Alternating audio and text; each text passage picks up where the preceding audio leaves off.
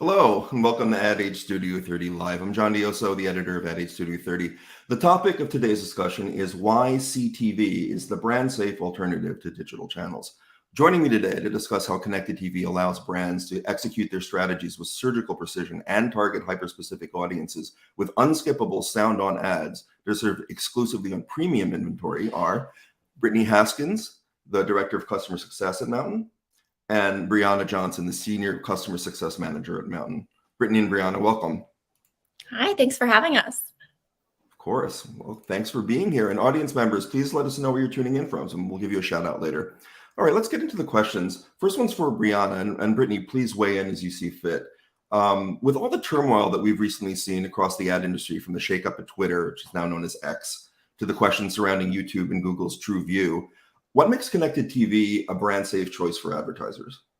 Definitely. So CTV is inherently brand safe because it has something that those other digital channels don't possess. And that's going to be regulatory oversight. So explicit, divisive content that can appear on social media does not appear on television. Because social media ads appear alongside that organic content to make them more engaging, which also lends to why it's so effective on all of us. This means advertisers can have less control about where their ads are actually being paired with. However, Good. However, CTV is not flawless. It can definitely see some issues, but TV advertisers can always focus their dollars on other networks, which is a little different than any type of social media or digital channel. So advertisers looking for a brand safe delivery strategy, they can always go back to, hey, I want to pick and choose which networks I actually want to deliver on, which definitely gives them a brand safe veil that other digital marketing channels can't have. Okay, so Brittany, if social platforms, and I think we've all kind of gone through this and experienced this in our own ways, both personally and professionally, if they feel less brand safe, can advertisers adapt the strategies that they're using on other digital channels for connected TV, or do they have to come up with completely new ones? No need to come up with completely new ones, which is great. The good thing about CTV is it really does have the DNA of digital advertising, all with the added bonus of having the prestige of, your historical television commercials. Because of that, you can utilize your social or search marketing strategies directly on connected TV, and you get the bolstered performance of being a part of, being on the living room TV, the biggest screen in the house. I think the TV has historically struggled with garnering those ad dollars that are traditionally associated with performance marketing channels because historically it hasn't performed like that. Facebook has an ad infrastructure that allows it to perform and reach advertisers' goals. But with the evolution of CTV into a streaming medium, it has certainly become a performance marketing channel and acts similar to Facebook. I think that with CTV, we have a lot of similarities that you have on search and social. Like Facebook, you can target your audience based on demographic, based on household income, interests, affinities, and more. You can also tie your performance directly back to those audiences. So you can see which audiences are actually connecting with your brand. And that may be a bit different than search and social. You can also tie your performance directly back to your creative. So you can see which creatives are actually moving the needle for your brand and which are not.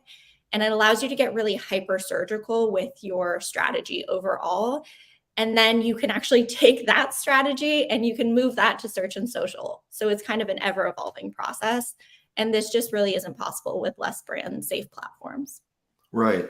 But what would you, and Brianna, weigh in this as well. There have always been questions, especially when CTV was newer, about the reach, right, and the scalability of it. So where are we now? We're heading into Q4 in 2023. Where are we with those questions? If I'm a brand advertiser and I'm worried about, one of the reasons why I'm going into social and paid search is for that reach. What's the answer to that? Definitely. So despite CTV's rise to prominence, I definitely think that other ad channels will always remain important to the marketing mix. So it can feel a little less brand safe in theory, but these platforms still have a lot of consumers and a lot of influence. So take it from me personally, I'm addicted to TikTok. So we still want to definitely scale our reach across an omni-channel approach. So we obviously recommend an increased investment in CTV advertising, especially in Q4, but we we don't recommend cutting off these other channels because those also have reach as well. So as advertisers, we need to ensure that we're finding these consumers where they are on their preferred platforms.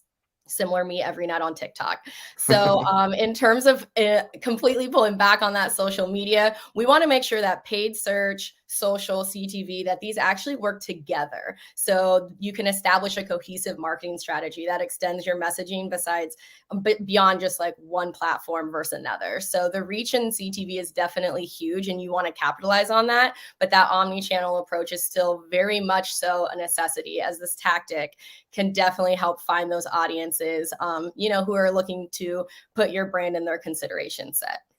All right. Well, let's talk a little bit more about the omnichannel, but I also want to kind of lean back into that idea about shifting your media budget, right? So with everything in today's world, it's all about having the right mix, right? So can you give me an example of a successful strategy where a brand who's started to invest more in CTV, for example, how they adjusted their media spend, like taking some from paid social, or paid search?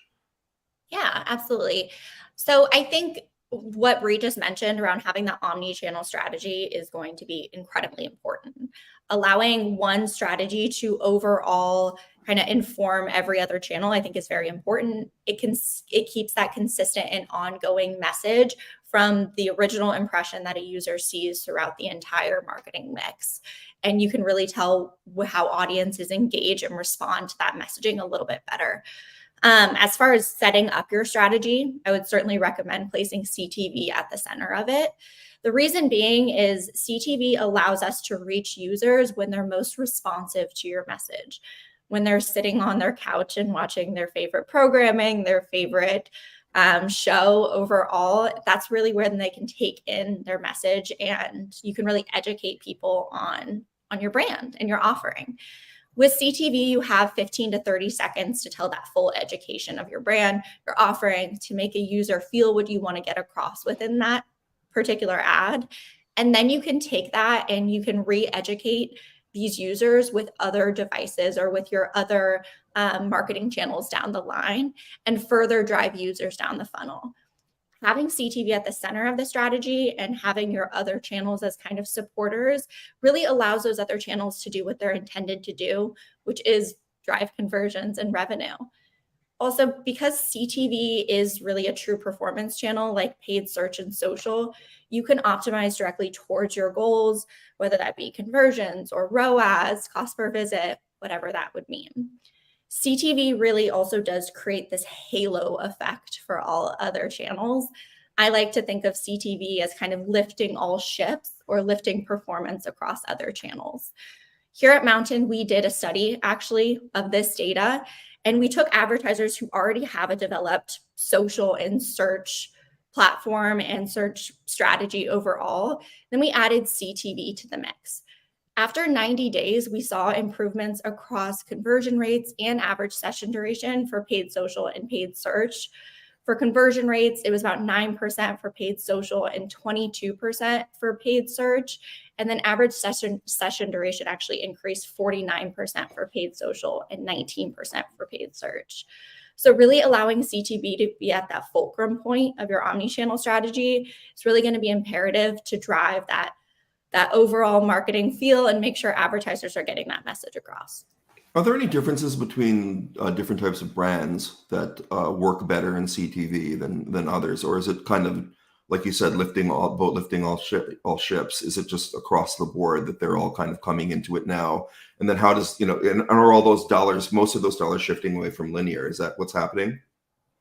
Yeah, I think that in terms of the types of brands, we see everything from your classic retail to your B2B. I think as long as you come to the table with a very strong, cohesive strategy, specifically in your audience and your goals, CTV can definitely work for everyone. I will say a huge barrier to entry will obviously be creative, but a strong creative can take you a really far way when it comes to CTV. And we see a lot of clients, hey, this is the first time I've ever ran CTV versus I've been running linear forever. There is a huge shift from linear to CTV. I myself am a cord cutter as well. So it's one of those things where these brands can take advantage of these people no longer on cable and really focusing on their CTV streaming efforts and getting those conversions or their ultimate goals. And the data is just pointing that way. Brittany referenced that study before. That's just where we're headed. It's just a matter of when. Yeah, absolutely. I think we're absolutely heading to a world where CTV is going to be at the fulcrum of all of these types of marketing channels, and linear absolutely is going to be a piece of the pie as well as other channels, but CTV is going to kind of be the heart of it. All right. Well, if you're just joining us, this is Ad Studio 30 Live, and today we're discussing why CTV is the brand safe alternative to digital channels. Here with Brittany Haskins and Brianna Johnson from Mountain. And please, audience members, let us know where you're tuning in from, and we'll give you a shout out in a little bit. But let's get back to the question. So, Brianna, the next one is for you. What are the considerations that advertisers need to know about when they're targeting audiences in CTV? How is it different? Yeah, definitely. This is a great question because it's 2023. It's not back in the day when CTV first came out and everything was a reach play. There's a ton of numerous audience options that you do have with CTV, and a lot of digital marketers are already pretty much familiar with all of these. So you're able to target third-party audience segments similar to any type of social buy, digital marketing buy. And with Mountain in specific, we actually have 85,000 third-party audiences that you can kind of hone in for those prospecting consumers who have never heard of your brand, but you definitely want to get in their consideration set. Another huge one that people don't realize is that you actually can target your first-party audience via a pixel. So if someone's going on your site, you're able to re-engage them with really strong creative. Hey, these are the products, or this is the product features that you should consider, as well as a huge one, which is going to be your CRM list. So if you have an existing email list, you're able to target them with those highly engaged creative TV creatives in their actual living room. So I do think the entire industry has really changed when it comes to CTV, because brands can measure, as Brittany already mentioned, that ROAS, that CPA, and this can also help, hey, which audience set is actually top performing. So we have a full audience segment report where you're like, hey, people in market for this, but people in market for wellness products is beating out this one. So it can definitely help you drive an informed marketing strategy.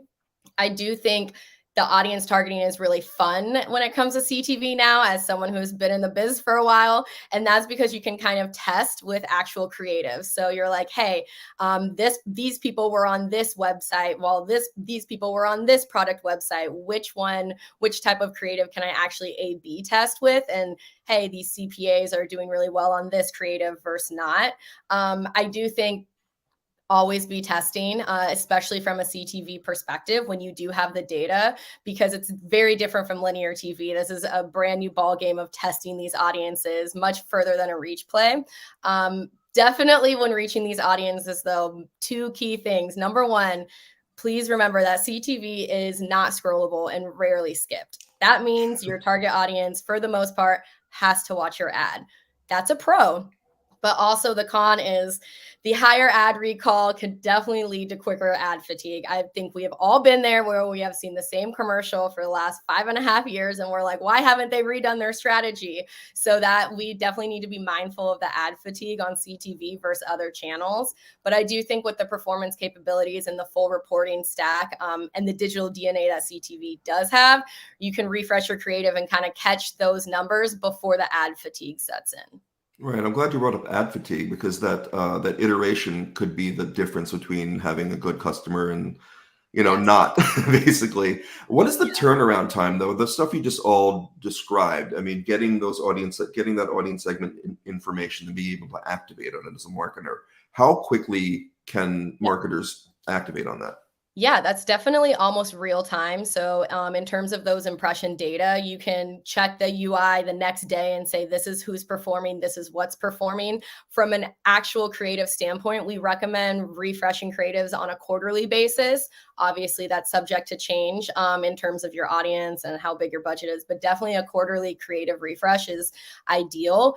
I will always say that when it comes to like, hey, like who's performing agile, I love to say let's give them some time, statistically significant data. So we definitely don't want to have less data and make crazy decisions based off minimal data. But yeah, it's pretty much real time, and I think that's the best part of like CTV having that digital DNA.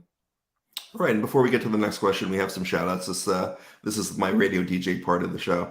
We have Adam, Adriana Jones Lima tuning in from London, and Tim. Thank you guys so much. And there's Adam. Brittany, the next question's for you. We mentioned TrueView before, and for the people out there in the audience who don't remember or don't know what happened there, it's basically there was a study that came out that said that some of the ads that advertisers had put on either YouTube or Google were not appearing in the places where they thought they would. It's a lot deeper than that, but I think that's enough to give people an idea what's going on. So if advertisers don't know exactly where their ads are running on social media, how does CTV ensure that your ads are getting in front of the right audiences? Yeah, it's a good question. Certainly remember that time, but CTV has something that no other channel like it has, and it has the ability to serve ads on premium brand safe inventory. There's definitely a number of ways where you can get CTV inventory. The first being through a service directly, second being through a CTV device maker, and the third being programmatic. Mountain specifically brokers direct deals with over 150 networks like AMC, ESPN, and Peacock. We ensure that premium inventory is what you're serving on. You're only serving on those blue chip networks with unskippable living room quality ads.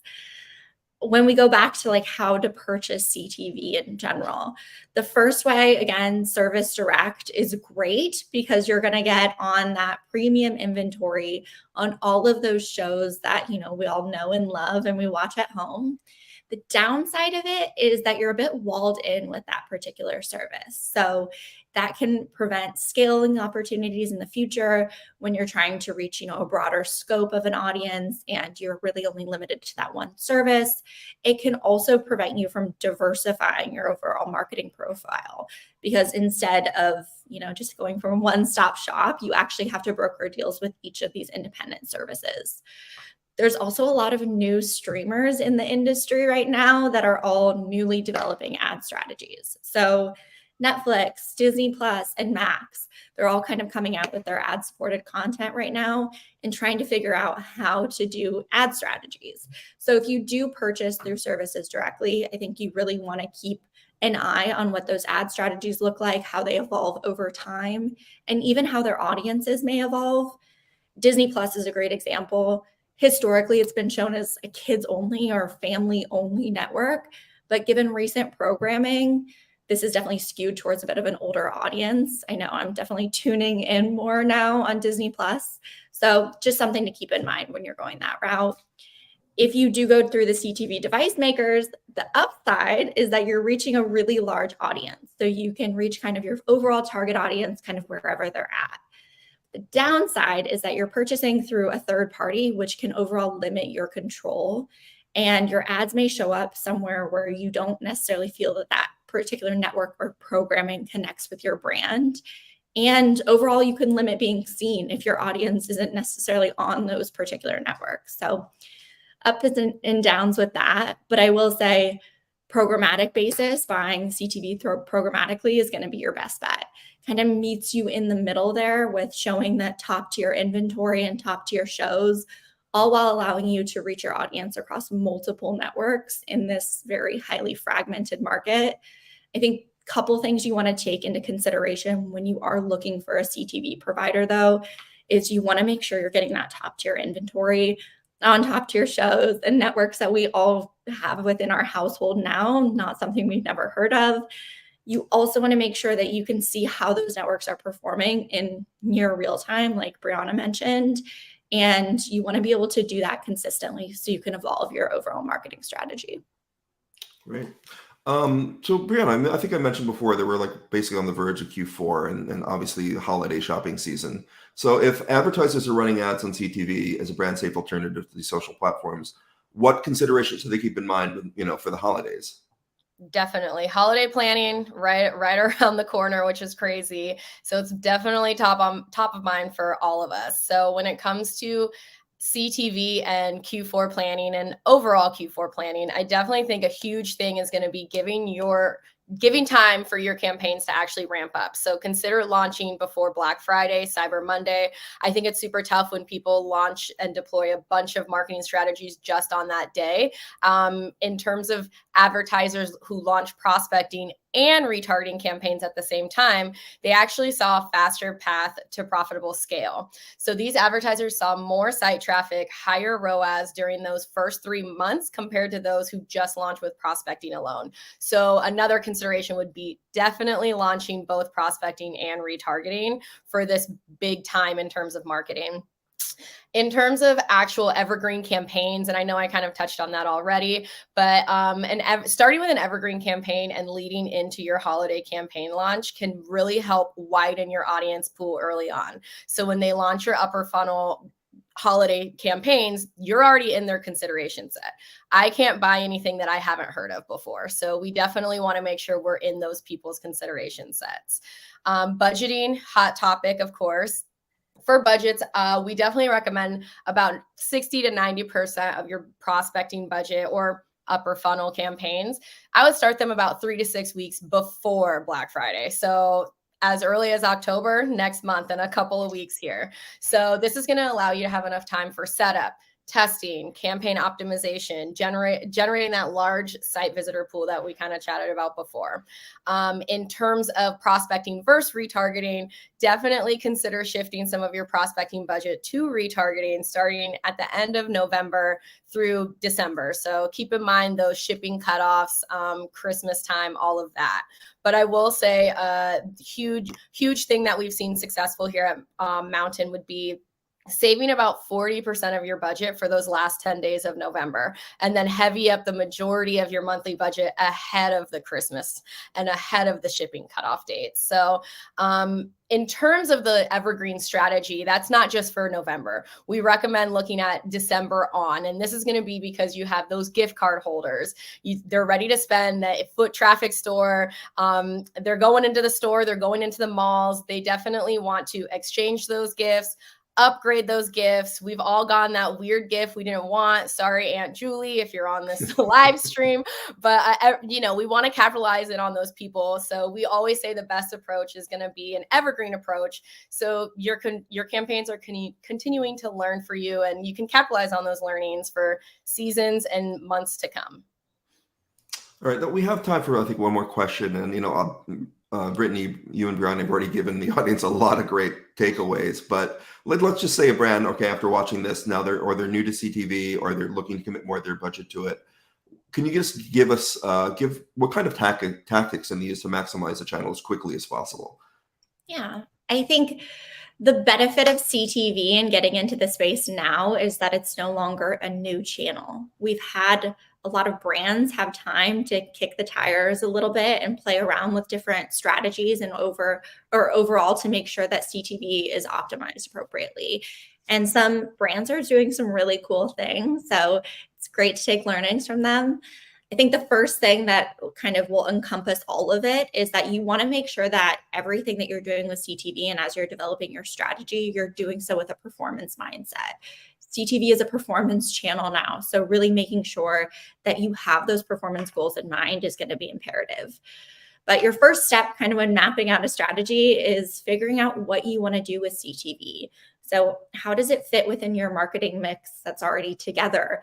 What are your goals for the channel? How do you want it to perform? What audiences do you want to reach? And what does overall success look like for you? I think another thing that we've seen brands really be great about nowadays too is moving away from like the brand mindset and just saying like, I want to talk about my brand and I want to make sure this brand message comes across in 15 seconds. But instead they're moving to a more audience approach and trying to figure out how they want the audience to feel, what they want the audience to do after they see an ad. You have that 15 to 30 seconds to really make sure that your audience takes away what you want from your overall offering and your audience feels a particular way. So you can stand out against your competitors or larger brands that have already been in the space.